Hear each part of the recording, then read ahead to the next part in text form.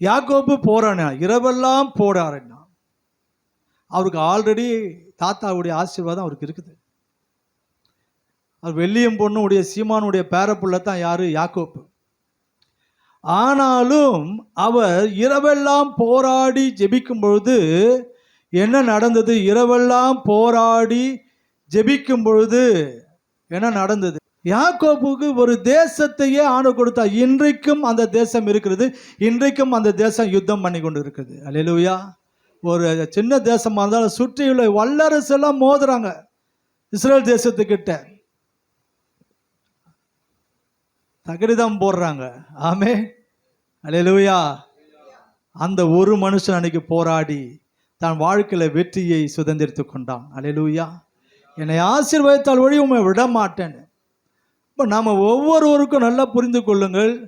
நான் இதில் வைராக்கியமாக சொல்லுகிறேன், வேதனையோடும் சொல்லுகிறேன். ஒவ்வொருவரும் இந்த உலகத்தில் இருக்கிற கொஞ்சம் சம்பாதனைக்காக தான் நம்ம எல்லாத்தையும் எழுதுனுக்கிறோம், எல்லாமே போகிறோம், நேரம் போகுது. இப்போ பாருங்கள், சம்பளமும் அதே சம்பளம் தான், ஆனால் வேலை செய்கிற மணி நேரம் கூடிடுச்சு இல்லை? 10 மணி நேரம், 12 மணி நேரம்.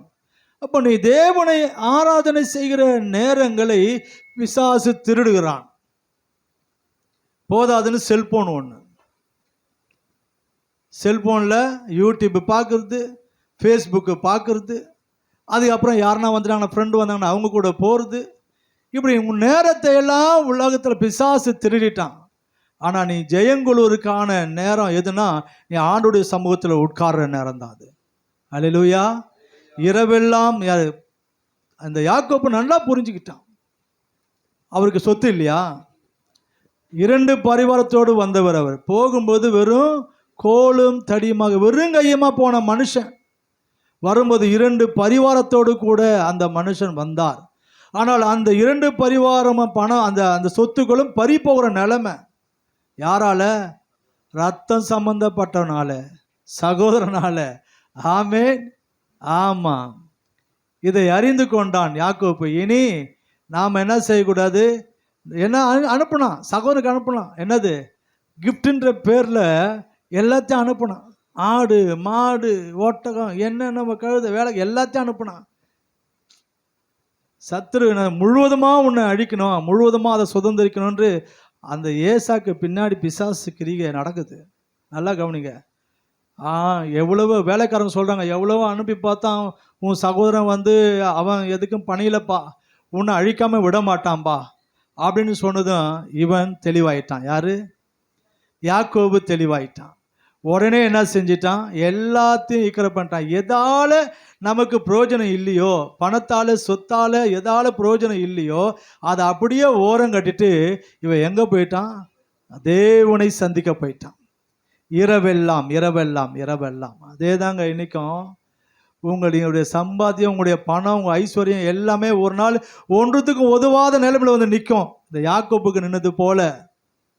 அதனால் இப்போதே அறிந்து கொள்ளுங்கள் கர்த்தருடைய பிள்ளைகளே, இதெல்லாம் நமக்கு என்ன செஞ்சிருக்காங்க? ஆண்டவர் பாடமாக நமக்கு வைத்திருக்கார், வரலாறாக. இது கதை கிடையாது, இது நடந்த உண்மை. இவைகளை அவர்கள் அறிந்து கொண்டு, யார்? யாக்கோபு அறிந்து கொண்டு தேவனை முழுவதுமாக பற்றி கொண்டான். நீ என்னை ஆசீர்வதித்தாலும் நம்ம விடவே மாட்டேன்னு. ஆனால் நடந்தது என்ன? ஆசீர்வதிச்சுட்டு போனான்.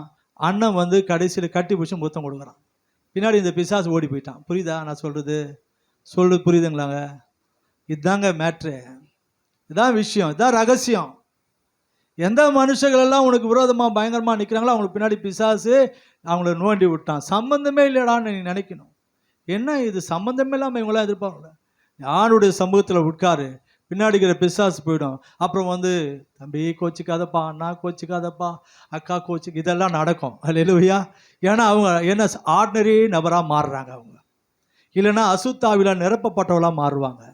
நாம் தேவனுடைய பிள்ளைகளாக இருந்தால், நம்ம தேவனுடைய ஆவினால நிரப்பப்பட்டால், அல்லேலூயா, ஆமென், சத்துருவை இனம் கண்டுபிடித்து அவனை அடிக்க முடியும்.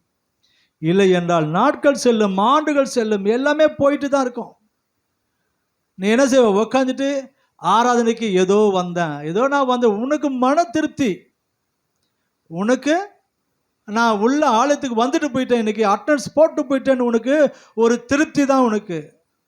ஆனால் அந்த திருப்தியில் நீ உக்காந்த இடத்துல தான் உக்காந்துட்டு இருக்கணும். ஆனால் உனக்கு ஆசீர்வாதம் வர வேண்டும் என்றால் நீ தேவனோடு கூட சஞ்சரிக்கிற நபராக மாறணும். அல்லேலூயா.